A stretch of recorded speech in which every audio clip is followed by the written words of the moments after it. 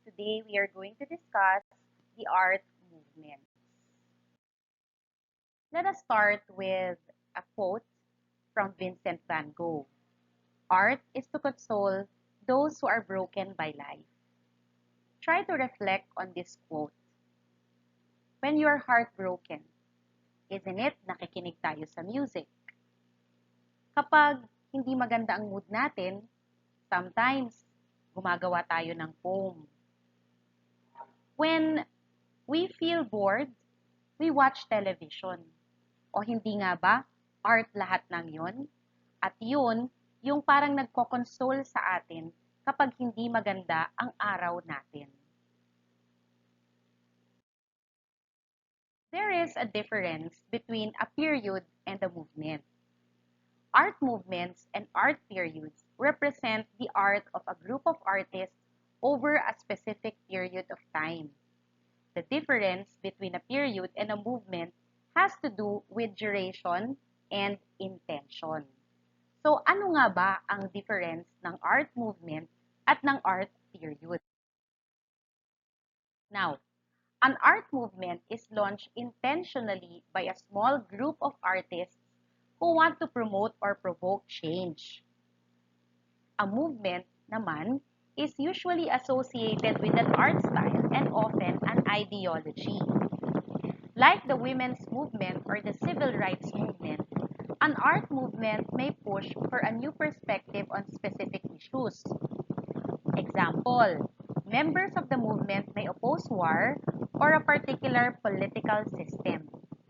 Sometimes, they write manifestos that spell out their goals and hold movement meetings. Now, typically, the artists in a movement, kapag artist, nagsasama-sama sila. Tapos, nag-work sila para magkaroon ng exhibit na pare-pareho yung gusto nilang palabasin. Ibig sabihin, their art shares stylistic features and focuses on similar subjects. Halimbawa, in an art movement, so lahat ng artists who are feminists or naniniwala sa women's rights would gather together, tapos gagawa sila ng mga painting na pro-women. So yun po yung art movement. Nagsasama-sama sila, isa silang grupo ng artists na pare-pareho yung pinapaniwalaan nila. An art period is usually not driven by conscious choice on the part of artists. So, periods typically outlast movements and gradually due to widespread cultural or political pressures. So often, an art period is based on a parallel historical era. For example, early Christian art refers to art made during the early Christian era. The artists painted Christian subjects and shared a set of religious beliefs.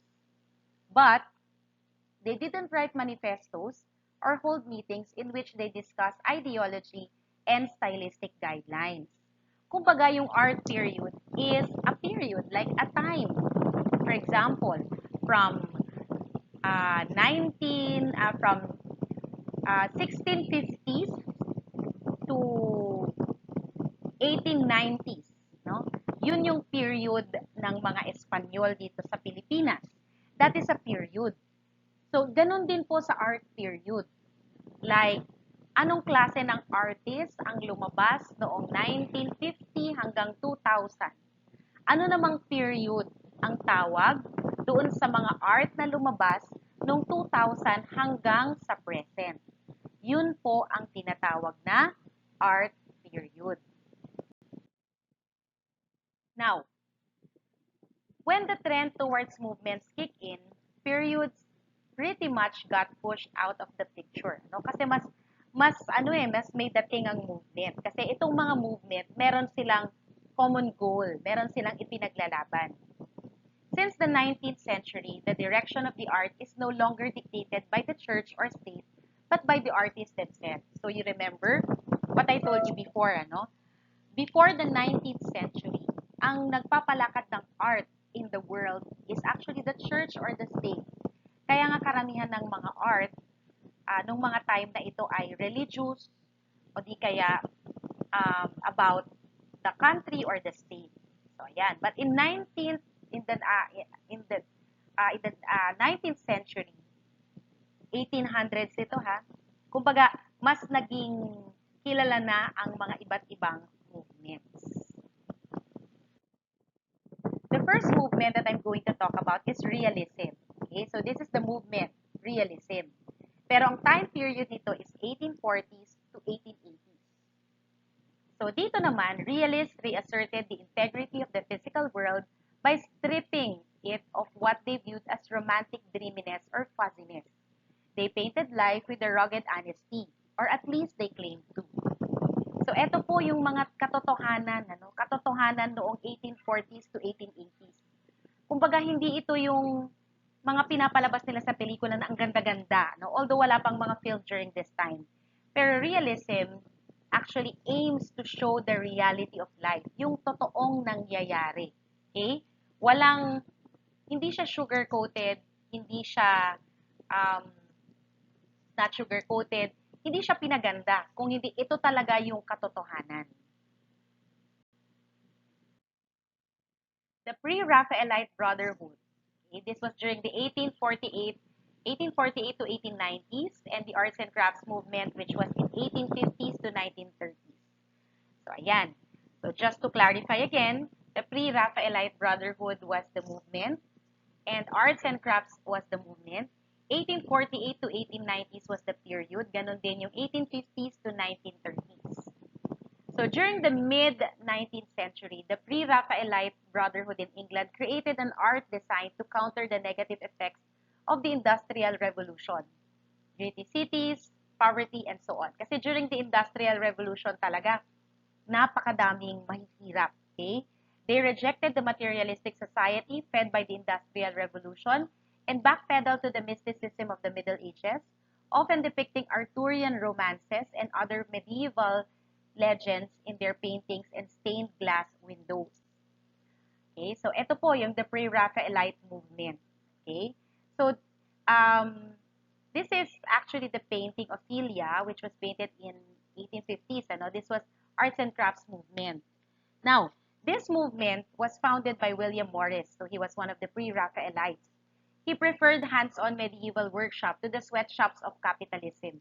Kumbaga, ito yung mga workshops na ginagawa sa mga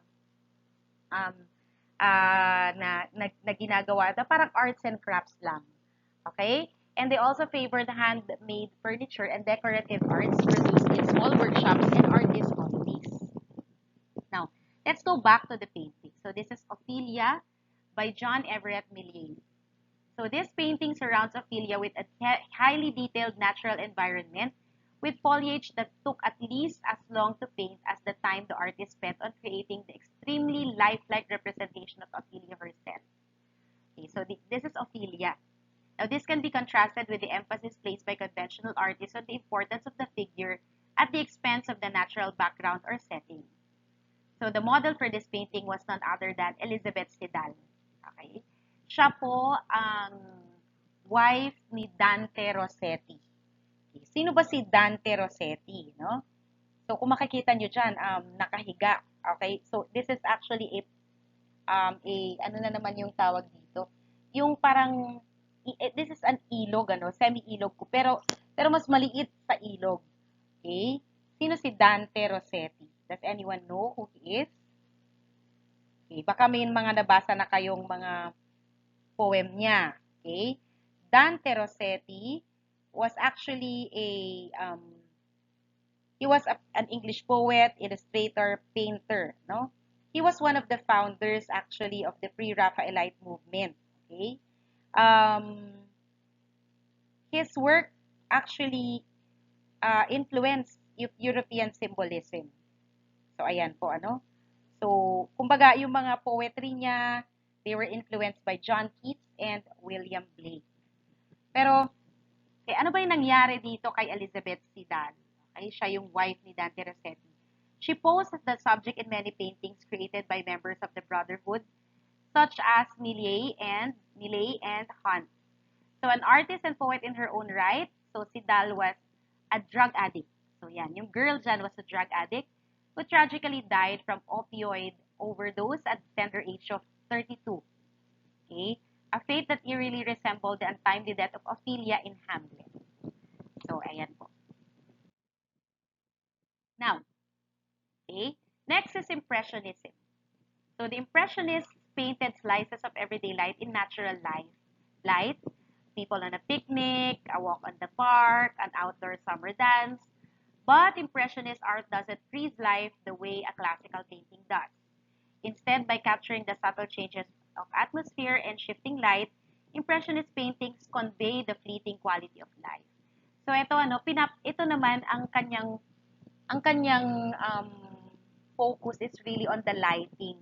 Kasi, 'di ba, kapag nakita nyo yung isang painting pag walang lighting, makikita nyo diyan yung light and shadows, 'di ba? Like for example, yung moon, 'di ba? Yung moon makikita nyo yung kanyang glimmer dito sa sea. So diyan pa lang nakikita na natin na reflection, light, okay? So yun po ang parang ano ng impressionism. Focus. Now, this is actually the most famous, okay, post-impressionist, I think. This was in 1886 to 1892. This is Starry Night by Vincent van Gogh. So, post-impressionism is not really a movement. It's impressionism, which is the movement, but a classification of a group of diverse artists like Vincent van Gogh and Henri de Toulouse-Lautrec, who painted in the wake of impressionism. So, meaning this was after impressionism, although they are included, okay, in the impression, parang kumbaga parang an offshoot, okay, of impressionism. Next, we have Fauvism and expressionism. So both of these 20th century movements pushed art in the direction of abstraction by simplifying or distorting form and by using expressive rather than naturalistic colors. So take a look. What they used were form. Hindi natural colors pero may distortion of a kind. Kasi they tried to simplify them. Right? Next is Fauvism. Makikita nyo parang nakatingin lang kayo sa isang photo frame sa room ng mga bata. So this was from 1905 to 1908. Okay, so Fauvism was a short-lived movement headed by Henri Matisse and André Derain. So the Fauves, ang tawag sa mga artists during the Fauvism movement, simplified form by stylizing it. They also flattened perspective, which made their paintings look less like windows into the world and more like wallpaper. Baga wallpaper sila. So the leading Fauve, Henri Matisse, believed that art should be inspiring and decorative, fun to look at. Kabaliktaran ito ng mga iba na naniniwala na dapat ang pinapakita natin is yung katotohanan. Next is expressionism. Okay, this is The Scream by Edvard Munch. So expressionism is two German movements. Okay. Die Brücke, or the bridge, and Der Blaue Ritter, I don't know, the Blue Rider. So each of these movements had slightly different goals, but they employed similar techniques and painted similar subjects. So expressionist artists distort the exterior of people and places to express the interior. Yung pinapakita rin yung loob ng tao, hindi lang yung exterior, That's why they distorted not only the person, okay, kundi pati yung background niya. So on an expressionist canvas, a scream distorts not just the face, but the whole body. So similarly, the madness inside an insane asylum twists the architecture itself so that it looks mad. So hindi lang yung tao yung mad, hindi lang siya yung baliw, kundi pati yung kanyang background. Next is Cubism and Futurism. Right? So, as you can see here in the Cubism movement, parang cubes yung mga bumubuo sa painting. Okay, ang pinaka-sikat dito is Pablo Picasso. Pag sinabing Cubism yan, it's always Pablo Picasso. So, Cubism could be called the artsy side of Einstein's theory of relativity. Okay? Because all is relative. and what you see depends upon your point of view. So George Braque and Pablo Picasso invented Cubism so people could observe all views of a person or an object at once from any angle. So, yeah. Next, we have Futurism. So, unlike most art movements, instead of turning their backs on the machine age, the Futurists embraced technology, speed, and unfortunately, violence and fascism. They felt fascism was the only type of government that could carry out the cultural house cleaning they believed that society needed. So their movement was based mostly in Italy and pre-revolution Russia. Here are some of the examples. Tato, okay, by Guglielmo Sansoni. This is the Italian torpedo bomber in pursuit of torpedo boats. So, ayan, mga futuristic yan kasi noon wala pa namang ganyan talaga. Then we have also The Cyclist, okay, by Natalia Goncharova. So, I want you to review kung sino ba ang nag-paint nito at kung anong period pinaint itong painting na to. Right? So that's very important. Yun po ang tatandaan natin when you are reviewing for your exams. So that was part 1 of our lesson on the different art movements. Please, please wait for part 2 of the art movements. So after part 2, you will be answering an online quiz. Thank you and see you soon.